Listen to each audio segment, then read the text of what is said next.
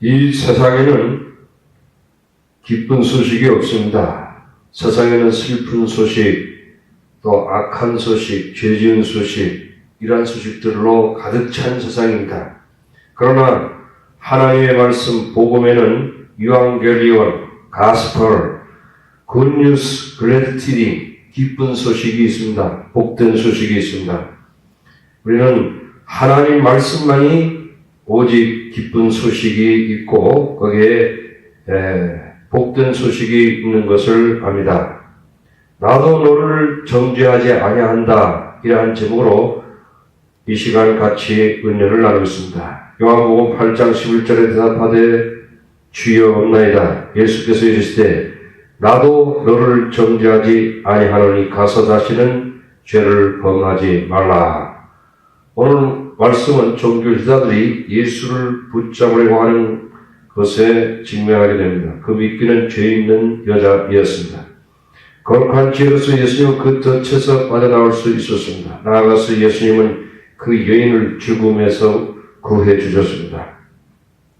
우리는 예수님께서 세상을 정죄하러 오신 것이 아니요 죄인을 구원하러 오셨습니다. 첫째, 예수님은 백성들에게 또다시 하나님 말씀을 가르치셨습니다. 요한복음 8장 1절에 예수님은 감람산으로 가시니라. 예수님은 일상생활로 돌아가지 아니하고 감람산으로 갔습니다.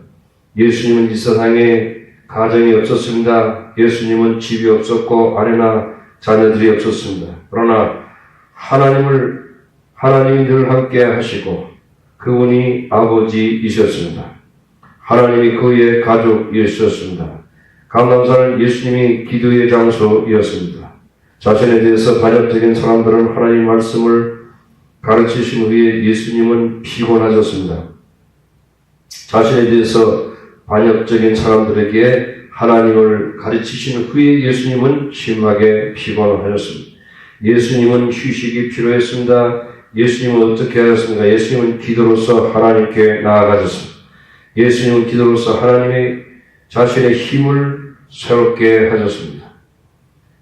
우리는 예수님을 본받아서 기도로 충전하는 것을 알아야 할 것입니다. 요한복음 8장 2절에 아침에 다시 성전으로 들어오시니 백성이 다 나오는지라 앉으사 그들을 가르치시더니 알다시피 성전은 영적인 전쟁이 치열한 곳이었습니다. 그곳은 이틀 전에 무장한 성전 호위병들이 예수를 붙잡으려고 한 곳입니다. 예수님은 상관하지 않으셨습니다. 성전에 많은 사람들이 있었다는 것은 흥미로운 일입니다. 그들은 영적으로 목말라 하고 있었습니다. 그들은 예수께 와서 마시라는 초청을 기억하고 있었습니다. 그들이 예수님을 발견했을 때 행복하였습니다. 그들은 예수님 주위에 모여들어서 관심을 보이기 시작했습니다. 그 다음 예수님은 하나님의 말씀을 가르치기 시작했습니다. 요한복음에 가면 예수님은 생명의 원천이시며 영생을 주시는 분이십니다. 예수님의 말씀을 들은 후에 서로 잡아먹는 세상에서 생활의 염려는 모두 다 사라지고 말았습니다. 영생에 대한 희망은 그들에게 평안을 주었습니다. 그들은 하나님의 목적을 파악하기 시작했습니다. 그들은 살아있고 자유를 느꼈습니다. 우리의 생명이 얼마나 고귀한 것을 알게 되었습니다.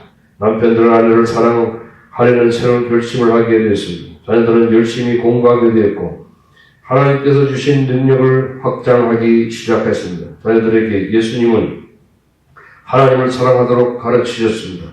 이것은 모든 사람들에게 문제가 생기는 것 같았습니다. 그들은 예수님께 말씀을 들었을 때 그들은 하나님의 사랑을 느끼기 시작했습니다. 둘째, 목자의 마음으로 죄지은 여인을 구원하셨습니다. 요한복음 8장 3절에 서기관들과 바리새인들이 음행 중에 잡힌 여자를 끌고 와서 가운데 세우고 예수께 말하되 선생이여 이 여자가 가늠하다가 현장에서 잡혔나이다. 모세는 율법에 이러한 여자를 돌로 치라 명하였거니와 선생은 어떻게 말하겠나이까? 그들이 이렇게 말하면 고발할 조건을 얻고자 하여 예수를 시험하미로라. 예수께서 몸을 굽히사 손가락으로 땅에 쓰시니 종교 지도자들은 이틀 전에 예수를 붙잡으려다가 실패했음에도 불구하고 포기하지 않았습니다. 사실상 죽기 살기로 예수님을 반대하였습니다. 그들은 예수님께서 그들과 타협하지 않은 것을 알았습니다. 그들이 예수님을 제거하지 않는다면 예수님은 사람들이 삶의 방식을 바꿔놓을 것이기 때문입니다. 그들은 살아남기 위해서 예수님을 반대했습니다. 우리는 마귀와 그 제자들은 쉽게 포기하지 않는 것을 알 수 있습니다. 그들은 새로운 계획을 만들어냈습니다.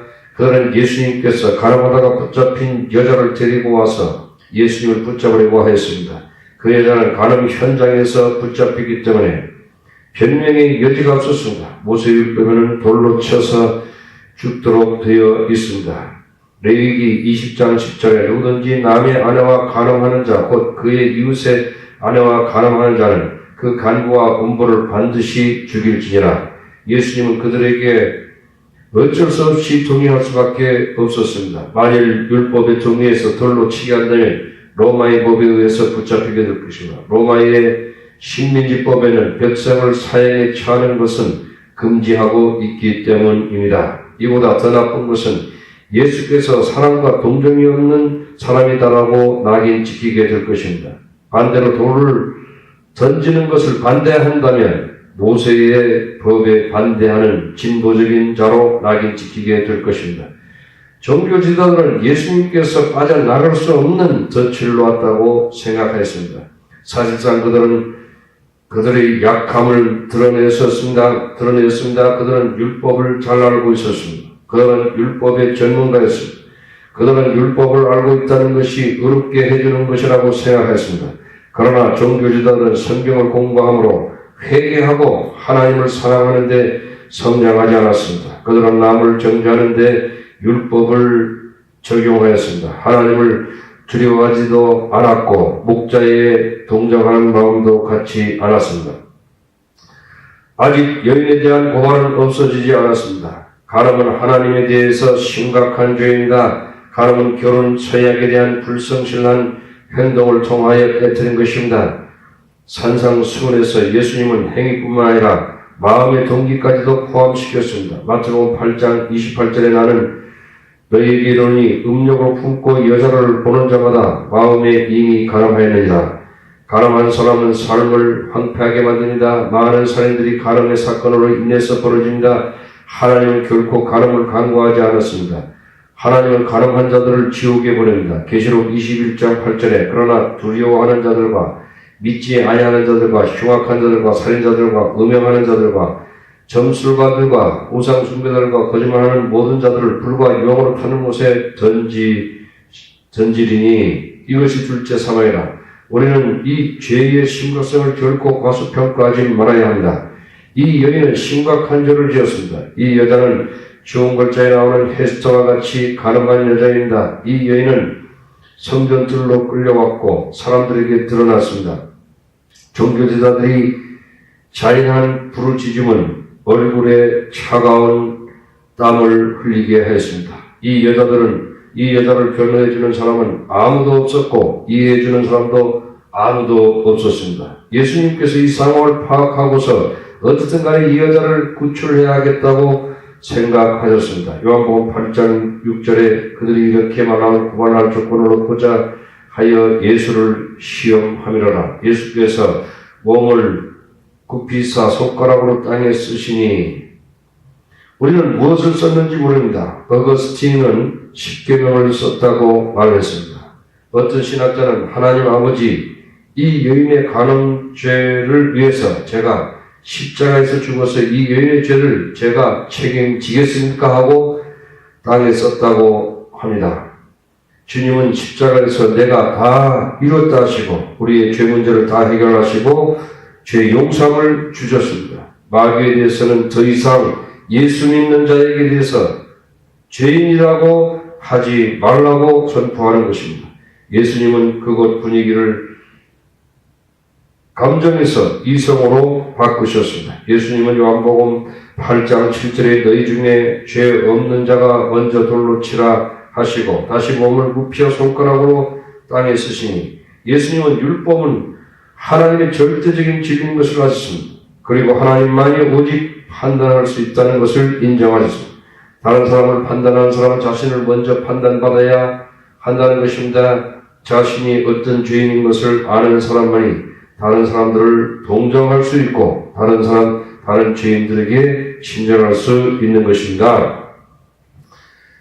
요한복음 8장 그들이 이 말씀을 듣고 양심의 가책을 느껴 어른으로부터 시작하여 젊은이까지 하나씩 나가고 오직 예수와 그 가운데 섰는 여자만 남았더라. 예수님의 말씀은 그들의 양심이 찔렸습니다.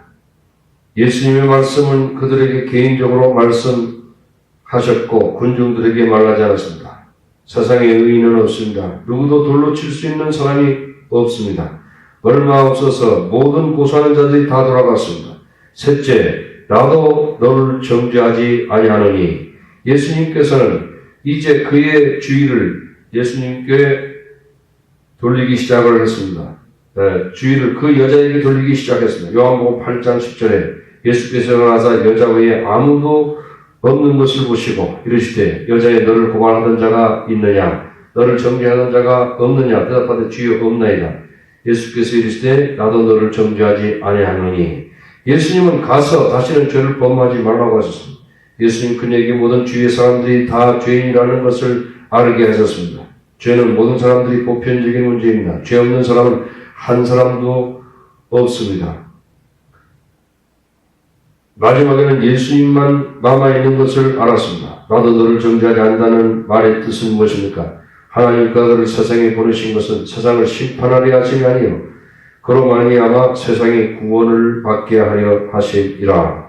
그러나 주님은 비용을 지불했습니다. 예수님은 우리를 대신하여 십자가에서 정죄를 우리 대신해서 정죄당했습니다.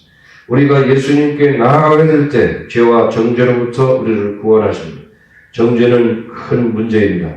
정죄는 치명적인 손상을 가져오고 완전히 사람을 못쓰게 만듭니다. 바울은 심각한 죄에 있습니다. 스데반을 돌로 쳐서 치는데 승낙을 한 사람입니다. 그는 질투와 미움과 살기가 등등한 자였습니다. 그러나 예수님은 그를 구원하셨습니다. 예수님은 그를 이방인의 사도로 삼으셨습니다.